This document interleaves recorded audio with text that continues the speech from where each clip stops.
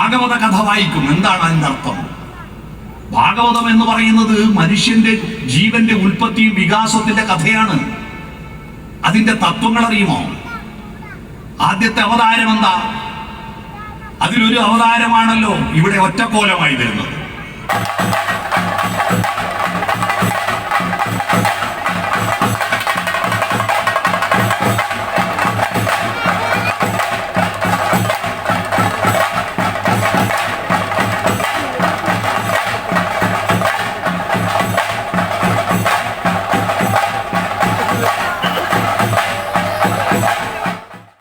ആദ്യത്തെ അവതാരം മത്സ്യമാണ്. മത്സ്യം വെള്ളത്തിലല്ലേ ആദ്യം ജീവൻ ഉണ്ടായത്? ദേവി കന്യാകുമാരി എന്ന് പറഞ്ഞൊരു സിനിമയുണ്ട്, പണ്ടത്തെ സിനിമ. ആ സിനിമയിൽ മാധുരി പാടിയ അടിപൊളി ഒരു പാട്ടുണ്ട്. ആ പാട്ടിന്റെ പ്രത്യേകത, പാട്ടും നല്ലതാണ്, രംഗവും നല്ലതാണ്. പണ്ടത്തെ സിനിമകളിൽ ഒരു പ്രശ്നം, നല്ല പാട്ടായിരിക്കും, അർത്ഥമുള്ള പാട്ടായിരിക്കും, പക്ഷെ രംഗം കാണരുത്. രംഗം കണ്ടാൽ പോയി. പാട്ട് കേൾക്കും നമ്മുടെ മനസ്സിൽ ഇങ്ങനെ ആറാട്ടിനാനകൾ എഴുന്നള്ളി, ആഹ്ലാദ സമുദ്രം അലതല്ലി, ആറാട്ടിനാനകൾ എഴുന്നള്ളി, ആനന്ദ ഭൈരവി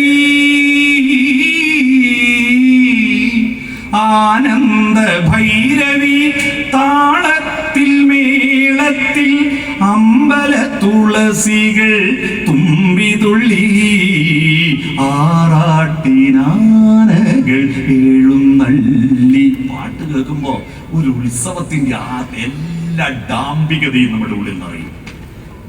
ഞാനെന്നിട്ട് ആ സിനിമന്റെ രംഗം കണ്ടു നോക്കുമ്പോ മധുവും ജയഭാരതിയും ഒരു മരത്തിന്റെ ചോട്ടിൽ നിന്നിട്ട് കൈ പിടിച്ചിട്ട് ആറാട്ടിനാന, ഒന്നുമില്ല, ഒരാനയുമില്ല, ഒരു ആനന്ദ ഭൈരവിയുമില്ല കേട്ടോ.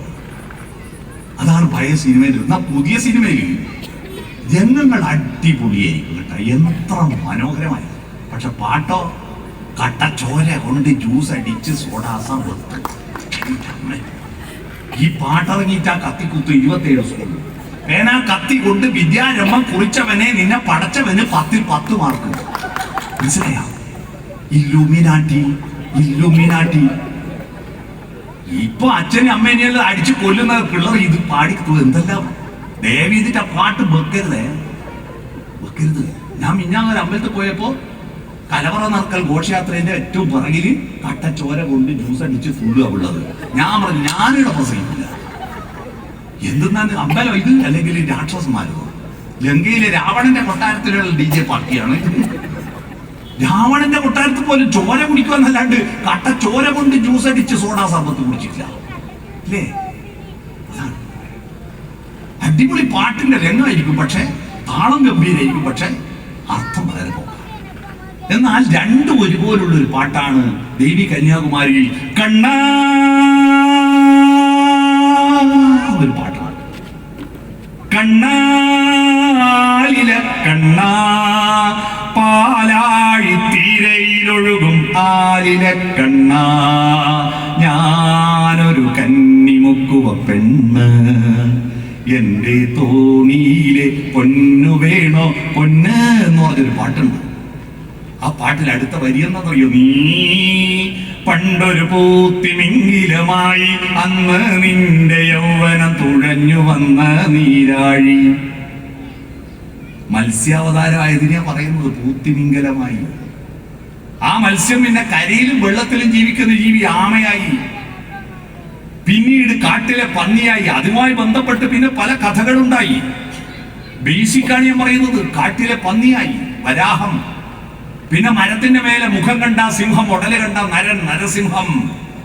പിന്നീട് വാല് പോയി നിലത്തിറങ്ങിയിട്ട് പ്രകൃതിയിലുള്ള ഒരു പനയോലകൾ കൊണ്ട് മഴ കൊള്ളാതെ വെയിൽ കൊള്ളാതെ ഒരു കൊടയുണ്ടാക്കി അളവ് എണ്ണാനും അളക്കാനും തുടങ്ങിയ വാമനൻ. അതുവരെ എണ്ണാനറിയില്ല. മനുഷ്യൻ വന്നതിന് ശേഷമാണ് മഴവില്ലിന് 7 നിറമുണ്ടെന്ന് എണ്ണിയത്. അതിനു മുമ്പ് violet, IndiGo, blue, green, yellow, orange, red തിരിച്ചറിഞ്ഞ ഒരൊറ്റ ജീവജാലം ഇല്ല. പാലമരത്തിന്റെ ഒരു ഞെട്ടിൽ 7 ഇതളുകൾ ഉള്ളത് കണ്ടെത്തിയിട്ട് 7 പാല പുത്തു പൂമരങ്ങൾ കൂട നിവർത്തു വെള്ളിമലയിലെന്ന് പാടാൻ ആരും ഉണ്ടായിരുന്നില്ല. എണ്ണി വാമനം വന്നിട്ട് 3 അടി അളന്നു. പക്ഷെ പിരിക്കാലോട്ട് അളന്നു. ഇന്നാണെങ്കിൽ ലീഗൽ മെട്രോളജി വകുപ്പ് കേസെടുക്കും. കാരണം 3 അടി എന്ന് പറഞ്ഞ് വലിയ കാലം കൊണ്ട് അളക്കാൻ പോയി. അപ്പൊ അളവ് തൂക്കം വരുന്നു. പിന്നീടാണ് ശിലായുഗത്തിൽ നിന്ന് ലോഹയുഗത്തിലേക്ക് മാറ്റം. കല്ലും മരവും മാത്രം ആയുധം ഉപയോഗിച്ചിരുന്നതിന് മാറി മണ്ണിന്റെ ആഴങ്ങളിൽ പോയിട്ട് ഇരുമ്പയിൽ മുക്കിയെടുത്തിട്ട് മൂശയിൽ ഉരുക്കി ഒഴിച്ചിട്ട് ഇരുമ്പിന്റെ ഒരു പത്തിയും മരത്തിന്റെ ഒരു തള്ളിയും ചുമല് വെച്ചിട്ട് ഒരാള് വന്നു. പരശുരാമൻ, മഴുരാമൻ. ആ പാട്ടിന്റെ അടുത്ത വരി ഓർമ്മയുണ്ടോ? കണ്ണാന്നുള്ള പാട്ടിന്റെ അടുത്ത വരി, നീ പണ്ടൊരു മുനി കുമാരനായി അന്ന് നിന്റെ വെൺമഴു പറന്നു വീണ് നീരാഴി. കടലിൽ മഴുവെറിഞ്ഞ കഥയാ.